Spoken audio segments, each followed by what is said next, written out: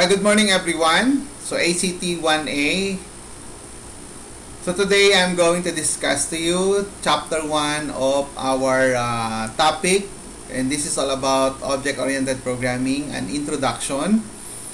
So please listen and please watch this until the end of the video so that you can answer the questions that I have included here in the last part of this video. So check nyo yun and then read it, and then I give also the instruction how you will submit your answer to me. Ano? So let's go. So let's start.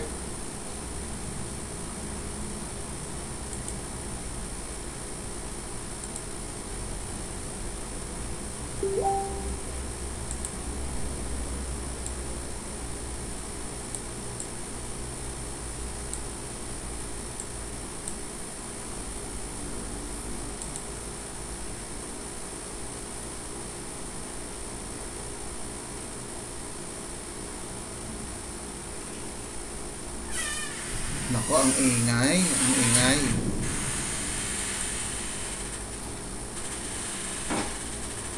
So, but before we continue our discussion class, I'm going to give you first what are your take out of this for this lesson.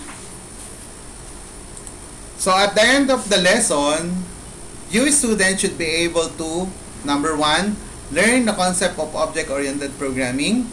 Number 2, you should identify the major pillars of object-oriented programming. Number 3, examine the differences between procedural object-oriented programming and object-oriented programming approach. And last is, you should be able to define the following terms such as object, class, and interface. So now let us move on for the lesson proper. So object-oriented programming are programming languages emerging constantly, and so are different methodologies.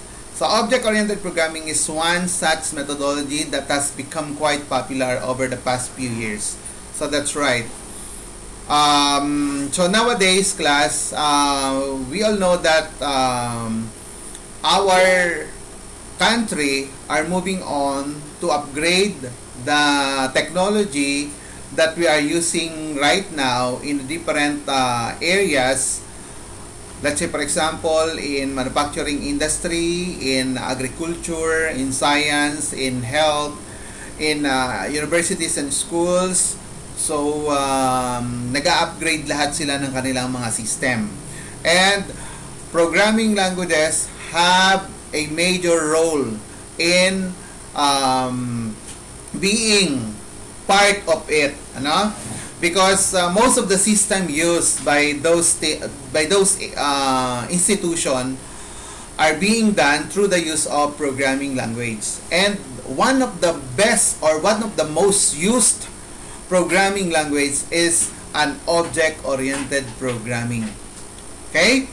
So is that clear? So let us now move on to the next slide. So the big question is, what is object-oriented programming? So object-oriented means directed towards objects. So it is more on manipulating objects rather than manipulating data. Sabi dito, in other words, it means functionally directed towards modeling object. So this is one of the many techniques used for modeling complex system. So by describing a collection of interacting objects via their data and behavior.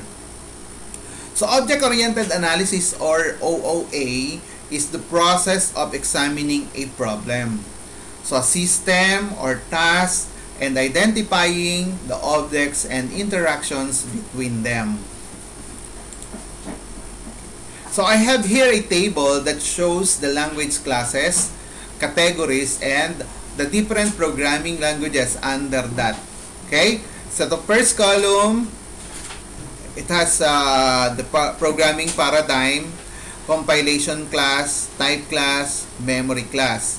And then in the second column, we have categories, procedural, scripting, functional, static, dynamic, strong, weak, managed, and unmanaged. So the languages under the procedural categories is C, C++, C Sharp, Objective-C, Java, Go. Then under ng scripting categories, we have CoffeeScript, JavaScript, Python, Perl, PHP, Ruby. Then under ng functional categories, we have Clojure, Erlang, Haskell, and Scala. So in compilation class, under static categories, we have the programming language C, C++, C Sharp, Objective-C, Java, Go, Haskell, and Scala. Under dynamic categories, we have CoffeeScript, JavaScript, Python, Perl, PHP, Ruby, Clojure, and Erlang. So under type class, categories strong, C Sharp, Java, Go, Python, Ruby, Clojure, Erlang, Haskell, Scala.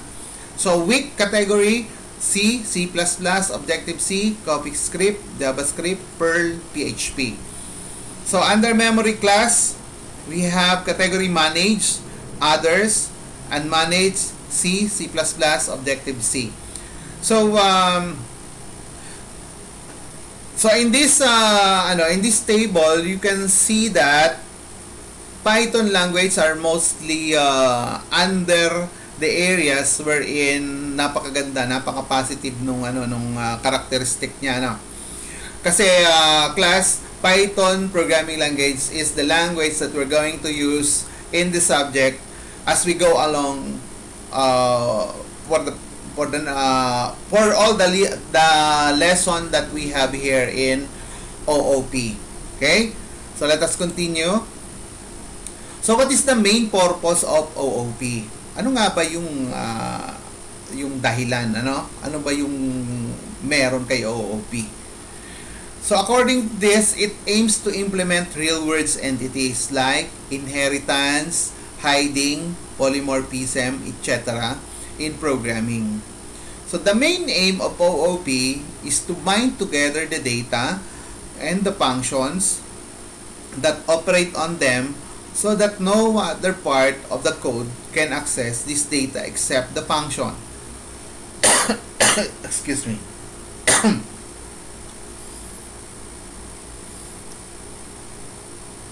So based on the purpose of OOP, bind together data and function. So napakagandang pakinggan, talagang pag sinabi mong bind is dikit, sa Tagalog.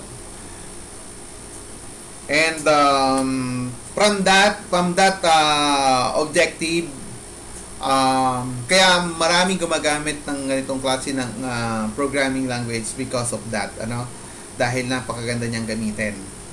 So let us continue. So why you need to choose object-oriented programming? So we have a lot of programming paradigm. Sabi nga, meron tayong functional, procedural, logic, scripting, web, gayon, yung declarative. But bakit kailangan piliin mo si object-oriented programming? So ano ba what are the things that OOP offers? So let us discuss this one by one. Number one, provides a clear program structure which makes it easy to map real-world problem and their solutions. The second one, facilitates easy maintenance and modification of existing code. So enhances program modularity because each object exists independently and new features can be added easily without disturbing the existing ones. Ganun kaganda si object-oriented. So next is presents a good framework for code libraries where supplied components can be easily adapted and modified by the programmer. So easy to use siya, And last advantages of this is imparts code reusability. So meaning to say that the old codes that you use can be reused for another purpose, for another use. So these are the advantages of object-oriented programming. So I will repeat it. provides a clear program structure which make it easy to map real-world problems and their solutions. The second one is facilitates easy maintenance and modification of existing code. The third one is enhances program modularity because its object exists independently and new features can be added easily without disturbing the existing ones. Next is present a good framework for code libraries where supplied components can easily adapted and modified by the programmer. And last is imparts code reusability. So here another table, no? So wherein it shows the major differences between procedural object-oriented programming and OOP or object-oriented programming approach. So in the first column, these are the criteria. So based on reusability, approaches, access specifiers, data movement, data access, data hiding, overloading, example languages, and abstraction. So second column represent the procedural oriented programming, and the third column represent the object-oriented programming. If we talk about based on criteria, so procedural oriented programming, entire focus is on data and function, while object-oriented programming is based on real-world scenario. Whole program is divided into small parts called object. So yun. Kaya mas madaling intindihin si object-oriented programming. Kasi sabi nga, based on real-world scenario. Pagdating naman sa concept ng reusability, ang procedural-oriented programming is limited code reuse, while object-oriented programming code can be reused. Under approach, POP uses top-down approach and OOP uses object-focused design. Under access specifier, so in POP, not any. In OOP, public, private, and protected. So, ganun kaganda si OOP. Under data movement, POP data can move freely from function to function in the system. While in OOP, object can move and communicate with each other through member functions.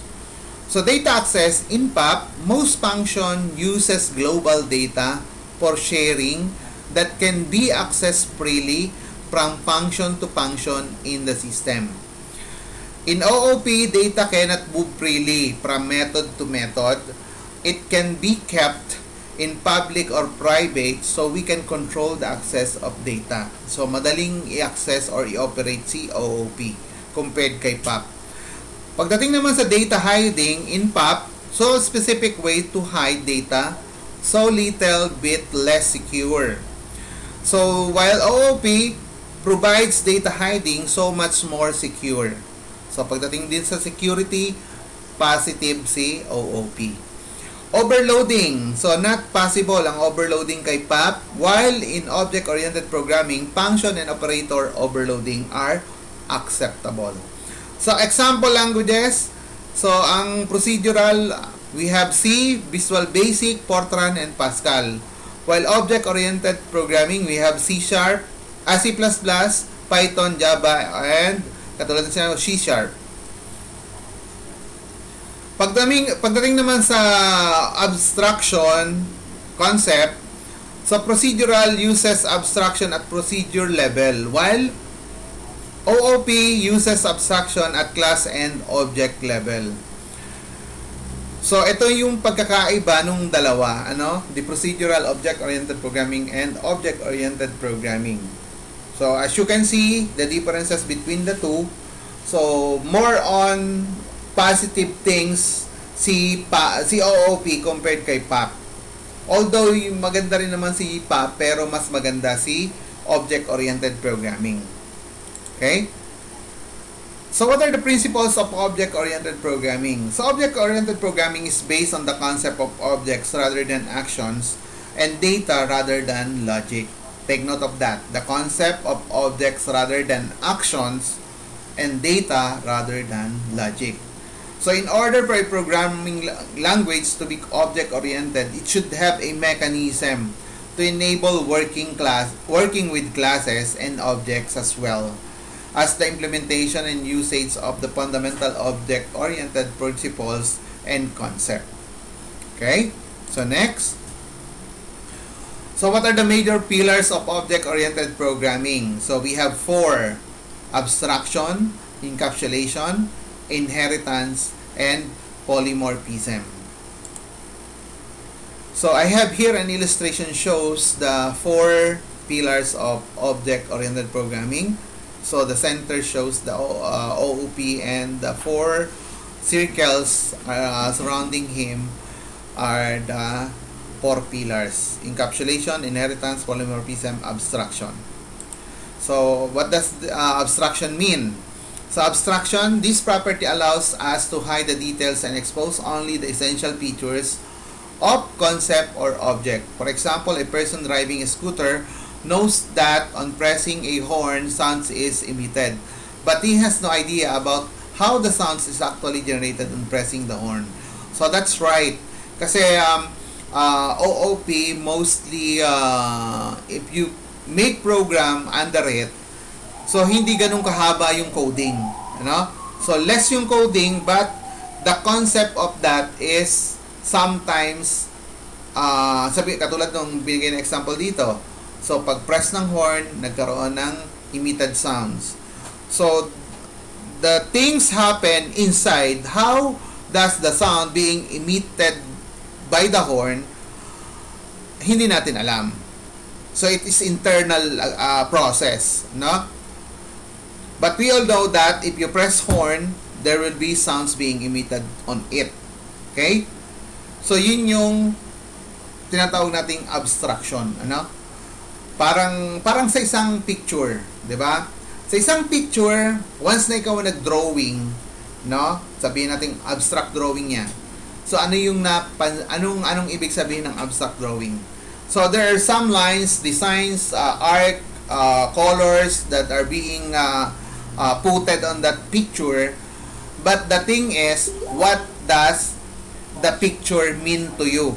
Ano yung kahulugan ng picture sa iyo? Kung titingnan mo siya literally, parang ganon yung abstraction, So maliwanag 'yon. So let us now move on. What is encapsulation? From the root word capsule. Do you take capsule already?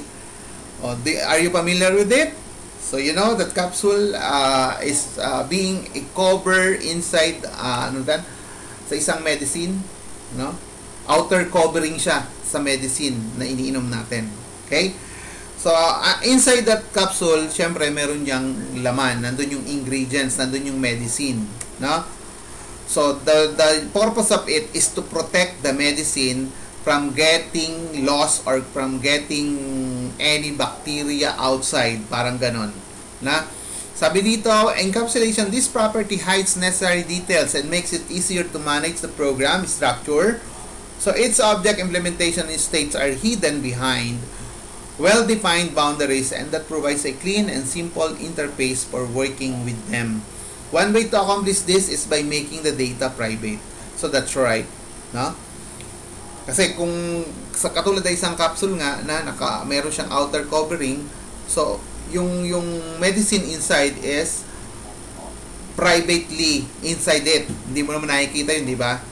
So once wag mo lang buksan para siyempre kung hindi mo bubuksan hindi makikita, pero pag binuksan makikita mo. So yun yung concept ng encapsulation being applied sa object-oriented programming. Sabi nga, ang object-oriented programming is based on the real world concept. Kaya ganun. So next is what is inheritance. So this is the next pillar ng ating object-oriented programming. So inheritance, also called generalization, allow us to capture the hierarchical relationships between classes and objects. For instance, a fruit is a generalization of orange. Inheritance is very useful from a code reuse perspective. So that's right. No? Kasi maraming klase ng fruit, but you need to specify what kind of fruit it is. So, general term is fruit. Ang specific term is orange. So, dito sa inheritance, it will shows yung tawag nating parent-child relationship. Parang ganon. Ano? So, pag as we go along with the program, kasi we're going to discuss pa itong mga pillars na to in a broad manner, wherein talagang paano ba ina-execute, paano ba siya ina-apply sa program. So, yan ay ipapaliwanag pa rin natin for the next lessons na take up natin. Okay? So, let us continue. So, what is polymorphism? So, polymorphism means many forms. That is a thing or action is present in different forms or ways. One good example of polymorphism is constructor overloading in classes. So, yun nasa kabilang part nitong ating screen. So, this is an example program of polymorphism. But, binigay ko lang yan para meron kayo makitang example. So, the discussion or broad discussion of this polymorphism will be discussed later. Okay? Next. What is an object? So, since we're talking about object always here, we need to know what is object or what is an object. So, an object is a software bundle of related state and behavior. Software objects are often used to model the real-world objects that you find in everyday life. So, this lesson explains how state and behavior are represented within an object. So, introduces the concept of data encapsulation and explain the benefits of designing your software in this manner. Okay? So, is that clear? So, if it is clear, let us now move on to the next word. The next term is, what is a class? So, a class is a blueprint or prototype from which objects are created. So, this section defines a class that models the state and behavior of a real-world object. It intentionally focuses on the basics, showing how even a simple class can cleanly model state and behavior. If you talk about blueprint, so we all know that everything we put up, let's say for example a building, so there is a blueprint. Okay? And the one who created that blueprint is what you call an architect. So blueprint is a very important part ng isang building. Kasi ito yung magsisignify and it shows the how the building are being built or being established, kung paano siya tinayo, no? Kung paano yung itsura niya, yung architecture niya, yung internal aspect niya, paano, no? So ganito rin sa atin, no? Pag gagawa ka ng program with Python, always use class, no? Para makapag-design ka ng program. So next, what is an interface? An interface is a contract between a class and the outside world. When a class implements an interface, it promises to provide the behavior published by that interface. So this section defines simple interface and explain the necessary changes for any class that implements it. Okay? So contract between class and the outside world. Interface. Connection, ika nga. Okay, next. Okay, so I think we're done. I have here some review questions that you're going to answer and you're going to submit it to me after you answered it. So the first question is, define object-oriented programming.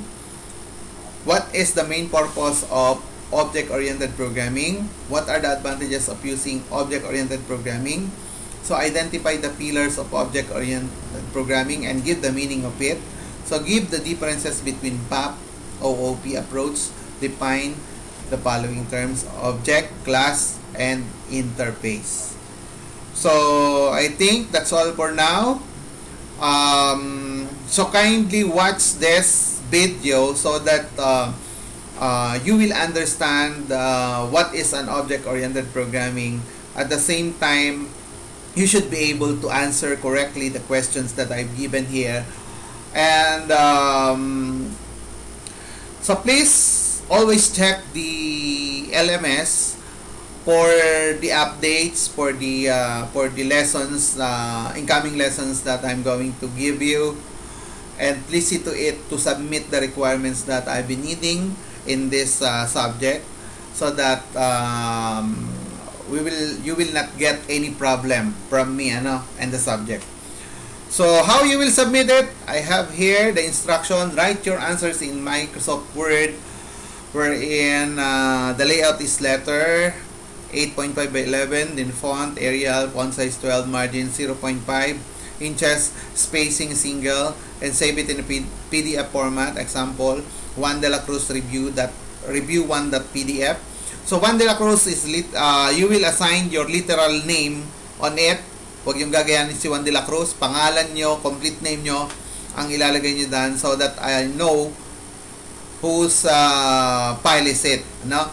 And of course, after doing it, you send it to my email, mihaza03@gmail.com, and the format for that is, so subject, ilalagay nyo answer in review questions number 1. Then sa body, write your complete name, full name, course year and section, and the date you submitted it sa akin, or the date you sended it sa akin. Okay?